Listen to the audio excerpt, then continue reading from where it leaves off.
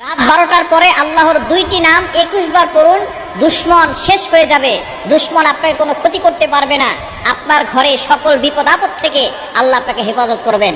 আল্লাহর গুণবাচক দুইটা নাম রয়েছে, এই গুণবাচক নাম করে আল্লাহর কাছে দোয়া করলে আল্লাহ পাক রব্বুল আলামিন সেই দোয়াগুলো কবুল করেন।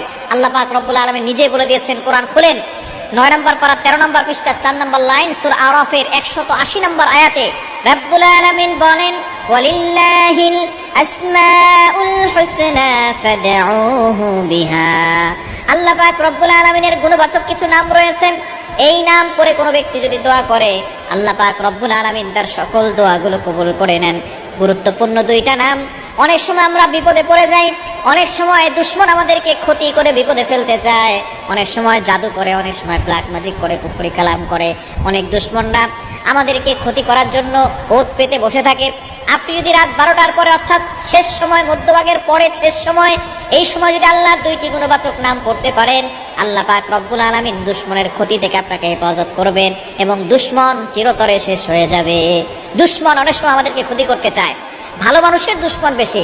আপনি ভালো মানুষ, দেখবেন আপনার দুশমন বেশি। নবীজি সাল্লাল্লাহু আলাইহি ওয়াসাল্লামের মতো ভালো মানুষ, ভালো নবী দুনিয়াতে কেউ আসে নাই। নবীজি সাল্লাল্লাহু আলাইহি ওয়াসাল্লামের দুশমন কম ছিল না বেশি ছিল? আবু জাহল, উতবা, শাইবা মিলে নবী সাল্লাল্লাহু আলাইহি ওয়াসাল্লামকে হত্যা করার জন্য সামনে অগ্রসর হয়েছে। সুতরাং আপনি যত ভালো হবেন আপনার দুশমন তত বেশি হবে। তবে আল্লাহর উপরে ভরসা রাখবেন, আল্লাহ আপনাকে হেফাজত করবে যদি একই সাথে আপনি আমল করতে পারেন। আপনি রাত 12টার পরে, রাতের বিশেষ করে শেষ অংশে আমলটা করার চেষ্টা করবেন। প্রথমে আপনি 3 বার দুরূদ শরীফ পড়বেন, তারপরে আল্লাহ তাআলার গুণবাচক নাম দুইটা, এক নম্বর হচ্ছে ইয়া কাহ্হারু, আরেকটা হচ্ছে ইয়া হাফিজু। ইয়া কাহ্হারু মানে হে সর্বশক্তিমান, আরেকটা হচ্ছে ইয়া হাফিজু হে সংরক্ষণকারী। এই দুইটা আল্লাহর নাম, আল হাফিজু আল কাহ্হারু।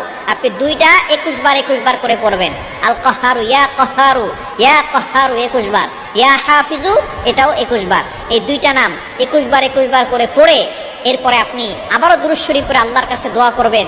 যে দুশমন আপনাকে ক্ষতি করতে চাচ্ছে, দুশমনের নাম ধরে দোয়া করবেন, আল্লাহ অমুক আমাকে বিপদে ফেলতে চায়, আল্লাহ অমুকের থেকে তোমার শক্তি কোটি গুণ বেশি, আল্লাহ তুমি তাকে আমাকে বিপদ আপদ থেকে হেফাজত করো আর তার দুশমনি থেকে আমাকে তুমি রক্ষা করো।